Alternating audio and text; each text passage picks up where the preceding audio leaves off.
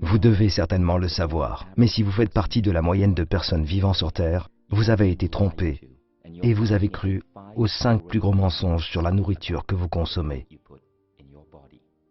Ces mensonges vous coûtent de l'argent, vous coûtent également en longévité. Ils vous coûtent en soins médicaux et ont un impact négatif sur la santé de votre famille. Des milliards de personnes croient tous ces mensonges, mangeant et buvant des produits qu'ils croient sains. Mais quand vous comprendrez la réalité, vous serez capable de ne plus vous laisser tromper par ces mensonges. Cela ne vous ajoutera pas seulement des années à vivre, mais vous pourrez également économiser, vous et votre famille, des milliers de dollars. Le premier gros mensonge est le jus de fruits. Nous avons été prédisposés à croire que le jus de fruits est sain parce que nous associons les fruits à la santé et à la nutrition. Les fruits sont sains, mais les jus de fruits ne le sont pas. La plupart des jus de fruits que vous achetez dans les épiceries sont remplis de sucre et d'arômes artificiels et contiennent tout juste une infime quantité de toutes les vitamines et les nutriments que vous obtiendrez dans un fruit. Deuxième gros mensonge. Les entreprises comme Coca-Cola et leur marketing mondial créent une connexion artificielle entre leur boisson et votre bonheur. Le Coca n'est pas du bonheur et de la positivité dans une canette rouge. C'est de l'obésité et du diabète dans une canette rouge. Des milliards de dollars sont dépensés chaque année par de nombreuses entreprises de boissons pour associer leur boisson au bonheur, à la positivité, à l'esprit aventurier et à une connexion humaine profonde. Toutes ces méthodes sont des tours pour nous attirer en tant qu'êtres humains. Mais dans chaque canette se trouvent des poisons lents que nous infligeons à nos corps. Le troisième gros mensonge, le sucre. C'est certain que nos corps ont besoin de petites quantités de sucre de temps en temps.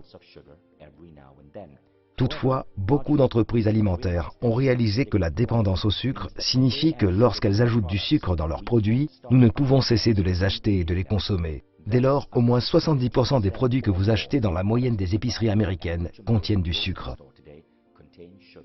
Et le sucre, selon la science moderne, n'est pas uniquement mauvais pour votre santé, il peut être aussi addictif que la cocaïne. Les entreprises vous harponnent pour que vous en consommiez toujours un peu plus. Quatrième gros mensonge, le mensonge sur les boissons allégées. C'est une idée brillante de prendre le mot allégé, un mot que nous associons à la santé, et de le plaquer sur des canettes. Il a été prouvé dans plusieurs cas que les boissons allégées sont plus dangereuses pour votre corps qu'une boisson gazeuse ordinaire, parce qu'elles perturbent des billions de cellules dans votre intestin, lequel régule votre organisme. Cinquième mensonge, le mythe de l'exercice.